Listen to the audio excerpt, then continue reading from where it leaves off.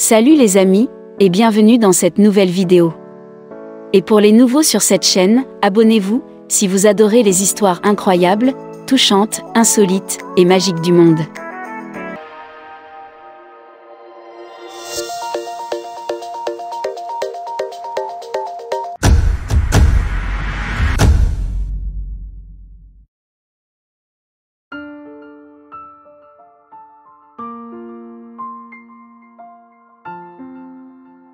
Beaucoup de gens orgueilleux regardent les pauvres avec méfiance. Ils supposent que les personnes qui demandent de l'argent dans les rues sont des délinquants ou des voleurs à la recherche de tout ce qu'ils peuvent avoir la main. Mais en vérité, les personnes vivant dans la pauvreté se révèlent souvent plus généreuses et empathiques que celles qui vivent des vies à l'aise. Un exemple de ceci est un petit garçon nommé John Tuo. Il habite à Nairobi, au Kenya, où comme beaucoup d'autres enfants pauvres, il pria de l'argent dans les rues. Ce garçon s'est approché d'une voiture pour mendier de la monnaie. Puis il a vu la femme à l'intérieur et s'est effondré en larmes. John Tuo ne ressemble peut-être à aucun autre enfant mendiant en Nairobi, au Kenya, mais le garçon a certainement prouvé qu'il avait un cœur d'or. Et lorsque ses actions envers Gladys Cammand ont été révélées, elles ont fait la une des journaux pour toutes les bonnes raisons. La vie de Tuo elle-même a été tragique, cependant, depuis que sa mère est décédée quand il était très jeune. Le garçon a ensuite été laissé aux soins de son père violent. En fin de compte, cependant, Tuo n'a pas pu supporter plus de temps avec son père et s'est donc enfui dans les rues. Et comme la majorité des enfants sans abri au Kenya, Tuo a consacré une grande partie de son temps à demander de l'argent aux civils pour survivre. Les mendiants en Nairobi ont tendance à s'approcher des automobilistes lorsqu'ils sont dans leur véhicule, et Tuo n'était pas différent à cet égard. Cependant, le plus grand obstacle auquel sont confrontés les enfants mendiants en Nairobi est peut-être l'hypothèse qu'ils sont des criminels, plutôt que des enfants sans défense qui ont été forcés de quitter leur foyer familial sans faute de leur part. Mais peut-être que l'histoire de la façon dont Tuo a rencontré une femme nommée Gladys Cammand peut changer la perception des sans-abri au Kenya. Et lorsque Tuo s'est approché de la voiture de Cammand fin 2016, leur rencontre s'est avérée émouvante. Au début, cependant, le garçon remarqua quelque chose d'inhabituel dans l'apparence de Cammand, elle semblait être reliée à une énorme machine complète avec des tubes.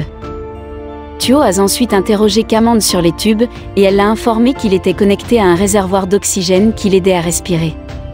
Ses poumons avaient cessé de fonctionner correctement, sans cette aide, elle devait donc transporter l'équipement avec elle en tout temps. Et bien que Tuo était sans abri et mendiait de l'argent dans les rues, il était apparemment submergé par l'empathie pour le sort de Cammand. Il a été profondément ému et touché, semble-t-il, par le fait qu'il y a des gens comme Cammand qui ont besoin de l'aide de machines justes pour pouvoir respirer correctement. Accablé par cette prise de conscience, Tuo fondit en larmes. Il fouilla alors dans sa poche et offrit à Cammand tout ce qu'il avait réussi à récupérer ce jour-là. En dépit de ses propres problèmes, Tuo semblait croire que cette femme avait plus besoin d'argent que lui. Tuo a également insisté sur le fait qu'il voulait rester avec Cammand afin qu'il puisse l'aider à faire le ménage. Il semblait que le garçon pouvait sentir à quel point la vie de Cammand avait été difficile. Et la femme avait eu sa juste part de problèmes. Après avoir souffert d'une maladie de l'estomac, par exemple, elle avait été dépendante des réservoirs d'oxygène pendant plus d'une demi-décennie. Cammand a également dû subir 12 opérations, dont l'une l'a malheureusement amenée à perdre la vue. Tragiquement, ces problèmes de santé étaient initialement survenus à la suite d'agressions par un mari violent. Lorsqu'un piéton a repéré la rencontre émotionnelle entre Tuo et Cammand, cependant, ils ont pris une photo du moment touchant. Et après que le spectateur a publié l'image résultante sur les réseaux sociaux, la photo a commencé à attirer beaucoup d'attention. En fait, elle est finalement devenue virale. Bientôt, les gens ont voulu en savoir plus sur les deux individus sur les photos et sur ce qui s'était passé entre eux. Il est apparu que Cammand a ensuite emmené Tuo dans un foyer pour enfants avant de jurer qu'elle reviendrait vers lui une fois son rétablissement terminé. Pendant ce temps, lorsque Cammand avait rencontré Tuo pour la première fois, elle était dans la voiture avec des amis dans le cadre d'une campagne de financement. Ses proches avaient fait de leur mieux pour amasser les $70 000 nécessaires pour payer une opération de reconstruction pulmonaire. De plus, pendant la période où le mari de Cammand l'avait constamment agressée, elle aurait fait plusieurs fausses couches.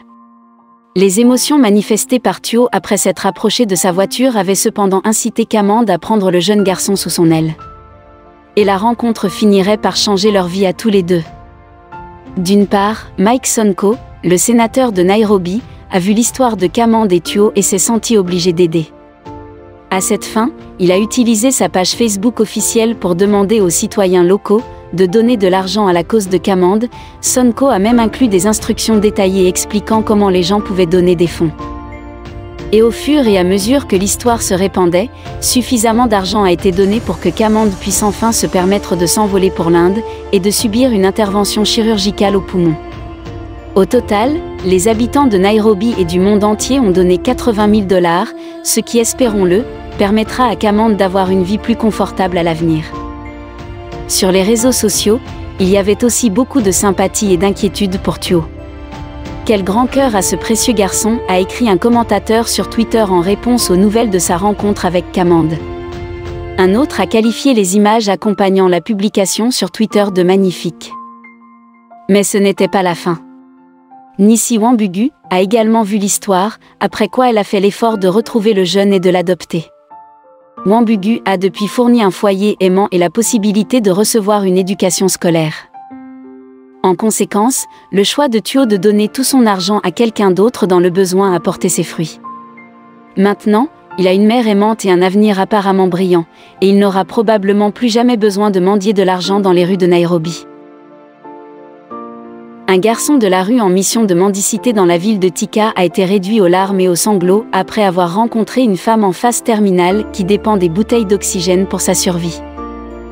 L'émotif John Tuo n'en croyait pas ses yeux et a finalement fait don de son produit de la journée, comme sa contribution à une collecte de fonds pour aider Madame Gladys Kamande à subir une chirurgie de reconstruction pulmonaire. Madame Kamande était assise sur le siège passager à bord d'un véhicule et était conduite dans les rues de la ville pour demander de l'argent afin de réunir les 7 millions de shillings nécessaires à l'opération. Au milieu des larmes, des sanglots et du nez qui coule, il a donné 100 shillings à Madame Kamande. J'étais dans une voiture à Thika avec des amis essayant de faire prendre conscience de mon état, d'obtenir des sympathisants pour m'aider avec le montant d'argent nécessaire pour mon opération. Et c'est à ce moment-là que le garçon est venu dans notre voiture pour demander de l'argent, a déclaré Madame Kamande à Nairobi News lors d'un entretien téléphonique. Il m'a alors vu et a commencé à devenir émotif, compatissant à mon état.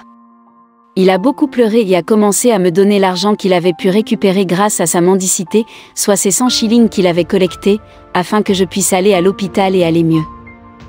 La rencontre était sur le point de devenir plus émouvante après que le garçon de la rue eut fait l'impensable. Il a jeté le flacon de colle qu'il reniflait et a refusé d'être séparé de Madame Kamande. Il a en outre demandé à Madame Kamande de l'emmener avec elle chez elle, afin qu'il puisse l'aider dans les tâches ménagères. Madame Kamande a vécu beaucoup de choses dans sa lutte pour rester en vie, mais elle n'avait jamais ressenti le cocktail d'émotions qu'elle ressentait à ce moment-là.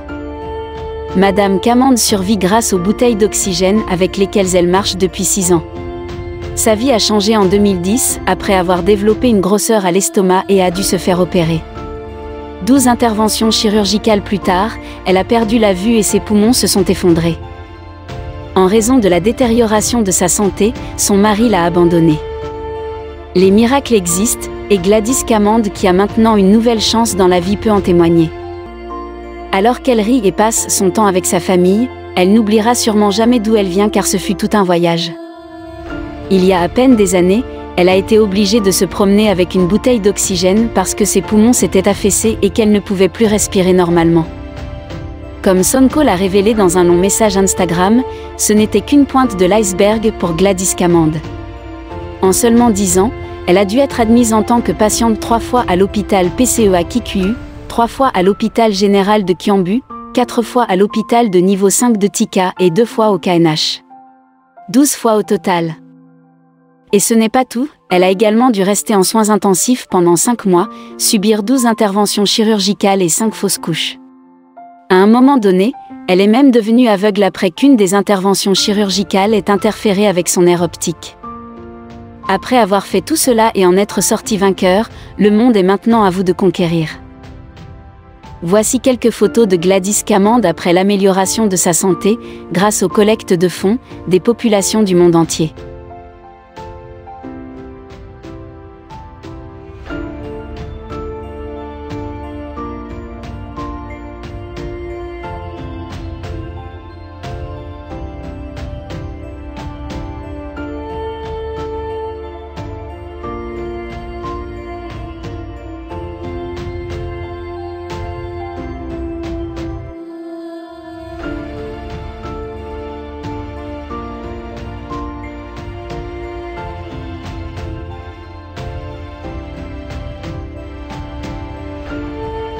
Si vous avez été touché par l'histoire, partagez-la avec vos amis et votre entourage, car cela pourra apporter beaucoup d'énergie positive dans ce monde.